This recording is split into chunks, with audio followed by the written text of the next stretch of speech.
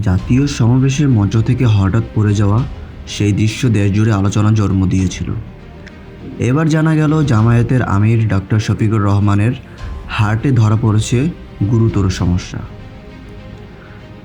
সম্প্রতি শরদ্দি উদ্যানের সমাবেশ চলাকালে অসুস্থ হয়ে পড়েছিলেন জামায়াত আমির। পরে রাজধানীর একটি বেসরকারি হাসপাতালে ভর্তি করা হয় তাকে। প্রাথমিক চিকিৎসার পর তিনি বাসায় ফেরেন, কিন্তু পরবর্তী পরীক্ষায় ধরা পড়ে তার হার্টে রয়েছে 3টি ব্লক। চিকিৎসকদের সিদ্ধান্ত অবিলম্বে বাইপাস সার্জারি করতে হবে। প্রথমে বিদেশে নেওয়ার আলোচনা হলেও ডক্টর শফিকুর রহমান নিজেই তা প্রত্যাখ্যান করেছেন। তার ভাষায়, দেশের চিকিৎসা ব্যবস্থার উপর তার পূর্ণ আস্থা রয়েছে। বর্তমানে তার সার্জারির জন্য সব প্রস্তুতি চলছে।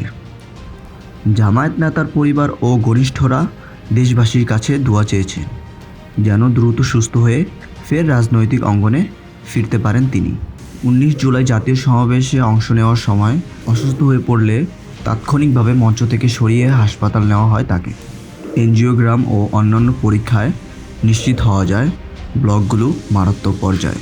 এখন সবাই অপেক্ষা করছে সফল সার্জারির খবরের জন্য আর প্রার্থনা করছে যেন তিনি দ্রুত সুস্থ হয়ে ওঠেন।